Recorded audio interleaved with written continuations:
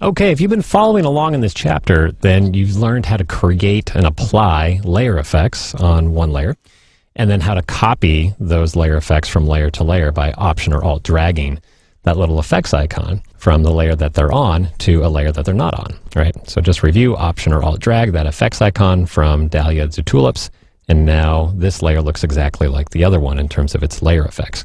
Okay, that's all well and good, as long as the set of effects you want to use are already in use in the document that you have open.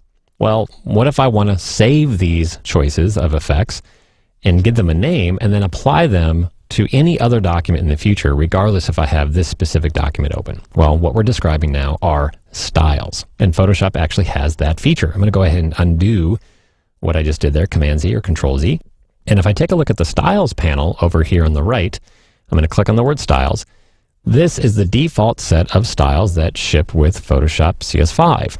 Now I want to create my own style that captures this white stroke with that particular drop shadow setting so that I can reuse it on this document or any other document. To do that, I'm going to create a new style by clicking on the layer that has the style applied to it, the collection of effects, and I'm going to click the New button in the Styles panel. It says Create New Style. It says, great, what do you want to call it? And I'm going to call it My Border Effect. And I usually include both layer blending options and layer effects. This just saves all the opacity settings and layer blending settings that I may have chosen as making up that particular style. I'm going to go ahead and click OK.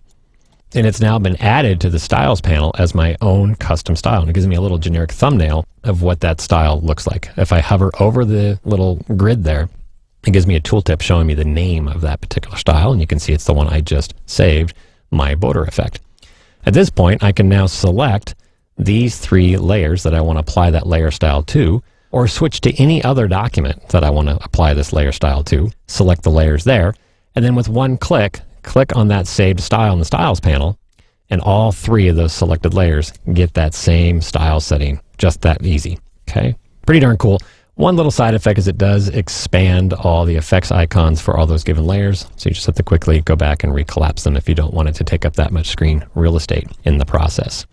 Okay, there you have it, creating and naming your own styles. By the way, these styles are shareable. You can save them out as external files and send them to others, and you can import them into Photoshop and use them as presets. And I'll talk about that in the very next video.